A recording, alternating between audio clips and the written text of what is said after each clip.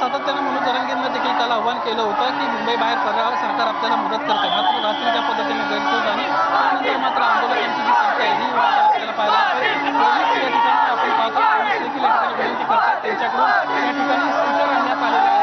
स्कूटरच्या माध्यमातून या ठिकाणी आंदोलकांना बाहेर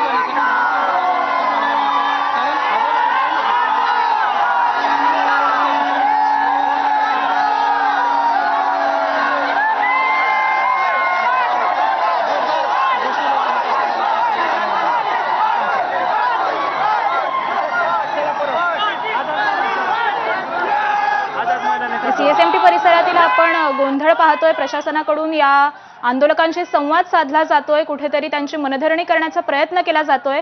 निलेश, पोलिसांचं नेमकं काय म्हणणं आहे, ते कशा प्रकारे त्यांची मनधरणी करतायत?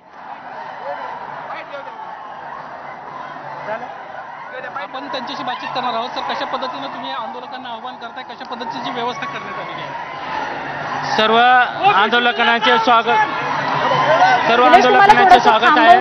सर्वांनी शांततेत आंदोलन करायचं। आपल्या ज्या मागण्या आहेत त्या मागण्या आपल्या ईश्वरचरणी प्रार्थना मान्य होत, परंतु आपण खूप लांबून आलेलो आहोत, गोरगरिबांचे आपण आहोत आणि ह्याच्यातूनच सर्व गोरगरिबांचे लेकरं जे आहेत हे सर्वांना त्यांच्या मागण्या मान्य होत।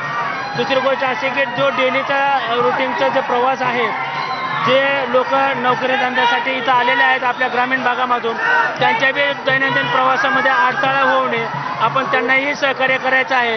आणि आपण ज्या उद्देशासाठी इथं आलो ते उद्देश साध्य करून आपल्याला शांततेच्या मार्गाने कुठल्या गोष्टीचं गालबोट न होता न लागता आपण आंदोलन करायचं आहे आणि योग्य त्या प्रशासनाला मदत करायची आहे। प्रशासन देखील तुमच्या मदतीला तयार आहे। सर्वतोपरी पद्धतीने योग्य त्या पोलिसांचा बंदोबस्त देखील ठेवलेला आहे। प्रत्येक पोलीस प्रत्येक आंदोलकाला योग्य ते गायडन्स आणि योग्य ते मार्गदर्शन करते। पोलीस ही देखील गोरगरिबांच्या कुटुंबामधूनच पोलीस भरती झालेले आहे, त्यांना देखील त्यांच्या आंदोलनात इतकी तळमळ आहे की बाबा आपल्या सर्वांना न्याय मिळाला पाहिजे।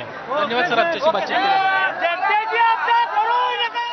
बरोबर आहे। त्यामुळे पोलिसांकडून देखील या आंदोलकांना समजवण्याचा कुठेतरी प्रयत्न। हे जे उभे राहणार आहे समाजाचे नेतृत्व करणारे लोक आहेत ते फडणवीसांचे चेले